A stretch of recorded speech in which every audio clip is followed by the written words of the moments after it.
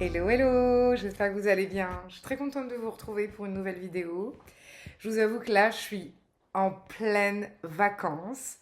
Donc, relaxation, détente, sieste, temps pour ne rien faire, cuisiner par contre, voir des amis.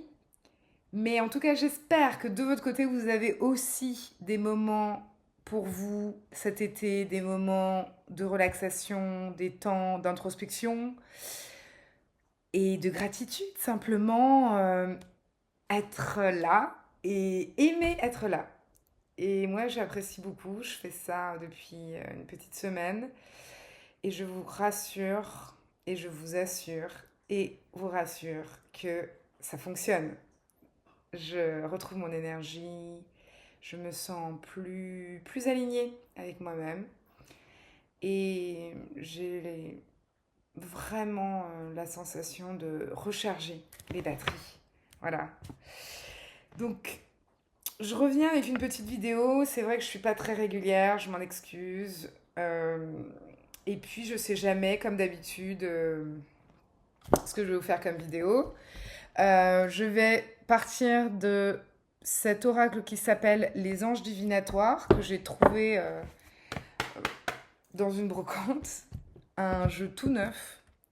Et je voulais tirer une carte pour le collectif. Et puis partir de là pour commencer à discuter avec vous d'un sujet à un autre, ou d'un autre. Alors, s'il veut bien me donner une carte pour le collectif, qui devient un point de... Oh là, j'en ai deux. J'en ai deux. Ah, ok. C'est très beau, j'adore. Alors, on a la carte du pouvoir. C'est une très belle carte. Comment retrouver son pouvoir? Eh bien, et je vous montre la deuxième, parce qu'il y en a eu deux, la confiance en soi. Bien sûr, l'un ne va pas sans l'autre. On ne peut pas retrouver son pouvoir si on n'a pas confiance. Confiance en soi, mais aussi confiance en l'univers, en la source divine, la source originelle d'amour infini. Cette source qui nous nourrit, qui nous abreuve d'amour, de bienveillance, qui nous guide si nous le souhaitons, si nous le demandons. Cette lumière et cet amour qui est en nous et qui est autour de nous. C'est ça le pouvoir. C'est retrouver son amour propre et retrouver l'amour de la source originelle qui nous permet d'être connectés avec le reste de l'univers, avec nous-mêmes aussi. Et cette connexion fait de nous un être en plein pouvoir. En tout cas, c'est un des pans, c'est une des manières de retrouver son pouvoir. Bien sûr que c'est un cercle vicieux ou vertueux de trouver sa confiance en soi. Ça demande d'être attentif aux signes, à son intuition propre, l'écouter.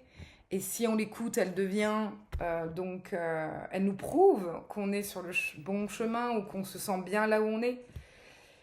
En fait, il y a tout un réseau, un système qui se met en place de manière vertueuse ou vicieuse en fonction du chemin ou des choix qu'on fait dans la vie et qui font que on sent qu'on n'est pas au bon endroit et que c'est pas comme ça qu'on va évoluer. Parfois, on a besoin d'être dans ces chemins qui sont inconfortables pour ensuite retrouver un autre chemin plus confortable. Et bien sûr, ça en fait partie. Mais c'est drôle parce que j'ai une canalisation que j'avais captée sur la sexualité sacrée et qui parle du pouvoir. J'ai envie de vous la lire puisqu'elle, je pense qu'elle rejoint très bien ces deux cartes. Donc ça dit, le corps qui vous est offert est un don, un cadeau inouï et sacré. Savoir s'en servir est le moyen de retrouver son pouvoir. Savoir s'en servir, c'est dans tous les sens du terme, c'est-à-dire écouter son intuition, être à l'écoute de ses besoins, de ce qu'on ressent, de ce dont on a envie, ce qui nous fait plaisir, ce qui nous rend plus léger, ce qui nous rend joyeux, ce qui nous fait du bien, tout simplement. Donc c'est se servir de ce corps comme d'une antenne, comme d'un un vaisseau, de retrouver tous les moyens, tous les outils de ce corps qui nous est offert parce qu'il a énormément d'options. Et en fait, on a toutes les options, c'est à nous de les récupérer, de les retrouver, de se souvenir, de se reconnecter à... Et aussi, dans cette croyance, dans cette foi, en cette capacité que notre corps est un outil merveilleux et qu'il a plein d'options. C'est comme si c'était une voiture et donc on pense... en fait, on découvre des nouvelles options sur la voiture, même des années après, parce qu'en fait, on n'a pas regardé réellement bien le manuel. Voilà, donc je vais venir parce que la canalisation en parle. Donc je continue à lire. C'est comme si l'homme avait perdu la télécommande et le mode d'emploi de sa propre machine corps. Je dis machine corps avec toute proportion gardée. Le corps comme merveilleuse machine organique. Chaque mode d'emploi est différent et unique. Je dis machine avec toute proportion gardée. Le corps comme merveilleuse machine organique. Chaque mode d'emploi est différent et unique. Retrouvez comment fonctionne ce merveilleux organe qui mobilise tous les sens. Mettre en action ces mécanismes pour les dépasser et en faire une œuvre d'art vivante. Voilà le dessin. Dessin E-I-N aussi, c'est un jeu de mots. Une œuvre d'art n'a pas forcément de mode d'emploi au final. Mais ce qui est sûr, c'est qu'elle est censée éveiller nos sens, nos sensations. Donc il y a quand même deux idées. Il y a l'idée du mode d'emploi, comme je disais, où en fait, finalement, pour grandir et s'éveiller spirituellement, nous aurions besoin de retrouver notre propre mode d'emploi. Qu'est-ce qui nous fait plaisir? Qu'est-ce qui nous fait du bien? Qu'est-ce qui nous met dans des situations... j'ai une petite mouche avec moi. Qu'est-ce qui nous fait du bien? Qu'est-ce qui nous fait du bien? Qu'est-ce qui nous met en joie? Qu'est-ce qui est bon pour nous, qui ne sera pas bon pour l'autre, forcément? Ça, c'est même un bon exercice de lister les choses qui nous vont bien, qui nous font même des petits plaisirs de la vie, parce que finalement, c'est comme ça qu'on cumule, à force de cumuler des petits plaisirs de la vie, des choses ou des moments qui nous mettent en joie, qui nous rendent heureux. Finalement, cumuler tous ces moments-là, à la fin de la journée, on peut avoir on a une journée merveilleuse. Et au-delà de ça, on a compris qu'il y a certaines choses qui nous vont, d'autres qui ne nous vont pas ou qui nous vont moins bien.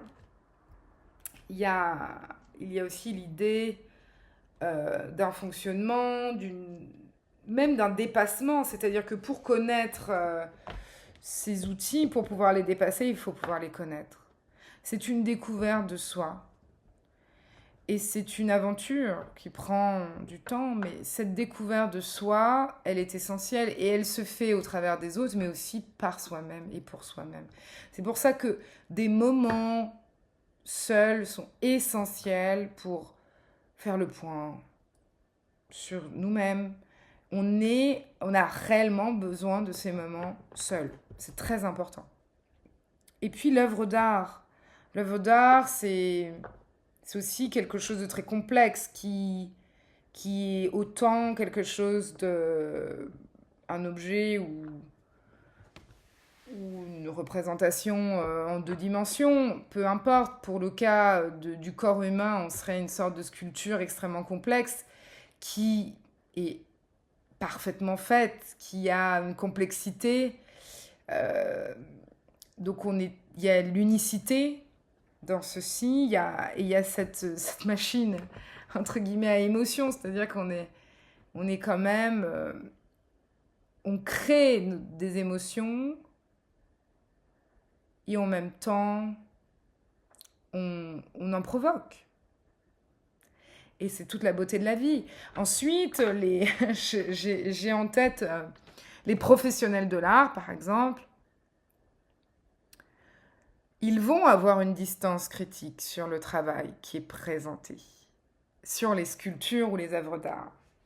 Et finalement, si on transpose cet exemple d'œuvre d'art et finalement de professionnels de l'art qui auraient une distance, eh bien, pour les humains, ce serait la même chose. C'est-à-dire que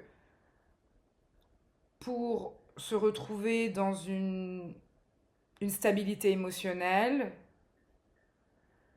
j'ai personnellement, et je pense que d'autres aussi, ont la nécessité de prendre de la distance vis-à-vis de nos émotions.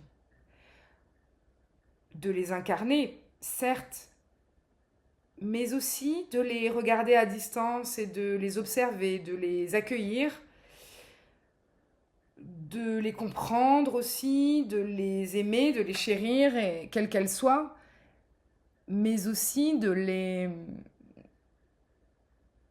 mettre à distance pour imaginer ou en tout cas vraiment les observer dans leur passage. C'est-à-dire que finalement, une œuvre d'art, elle ne peut être regardée que par le filtre de celui qui la regarde. Et ce filtre peut être changeant. Si aujourd'hui vous arrivez, vous êtes de mauvaise humeur, vous arrivez dans un musée et vous voyez une œuvre d'art et vous dites, mais elle est moche, parce que vous n'êtes pas dans un état qui vous permet de l'observer correctement. Et puis un autre jour, vous avez pour telle ou telle raison, vous êtes de bonne humeur, et bien finalement, vous pouvez regarder cette œuvre d'art avec un autre regard. Et si par exemple on avait cette distance sur nos émotions un petit peu, je ne veux pas dire d'être complètement détaché, ou en tout cas un détachement est en tout cas le moyen de moins souffrir dans la vie. Cela ne veut pas dire qu'on n'épouse pas nos émotions et qu'on n'est pas avec elles et qu'on les sublime pas, même d'une certaine manière. Cependant, dès que celles-ci ont fait leur travail d'émotion, c'est-à-dire qu'elles nous ont permis de comprendre aussi nos états, les tenants et les aboutissants finalement, un peu de distance et de détachement fait que nous pouvons agir et peut-être regarder ce corps humain, cette œuvre d'art avec un filtre de compréhension, d'empathie et surtout récupérer notre pouvoir, comprendre notre pouvoir pour le récupérer.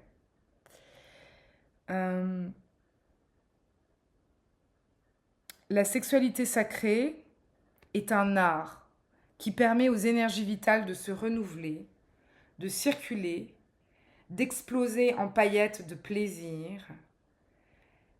Et respecter cet art est essentiel. Pourquoi ? Il s'organise dans un grand ensemble d'émetteurs d'ondes positives. Il est appliqué avec art et respect, amour et vibration haute.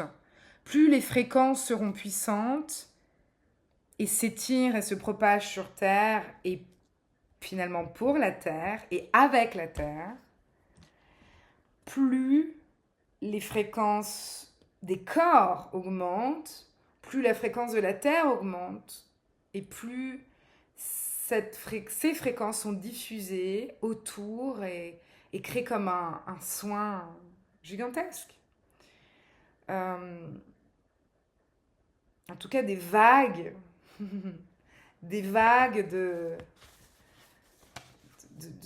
d'amour et de plaisir, et c'est ce dont on a tous besoin, il me semble. Donc, pour continuer cette réflexion sur la sexualité, comment et pourquoi faire l'amour,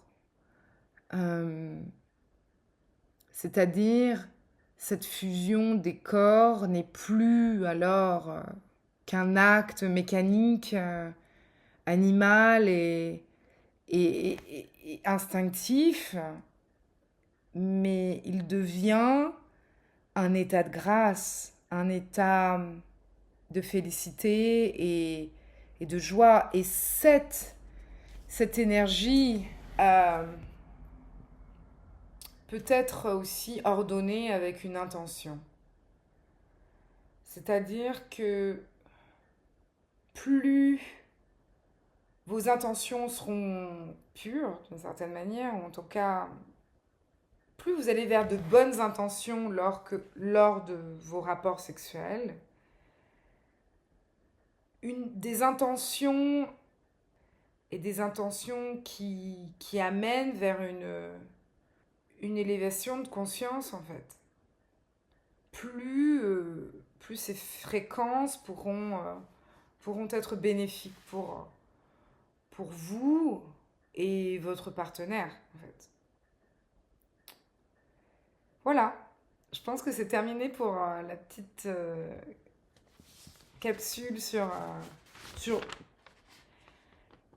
une forme de sexualité sacrée ou divine qui peut être une expérience.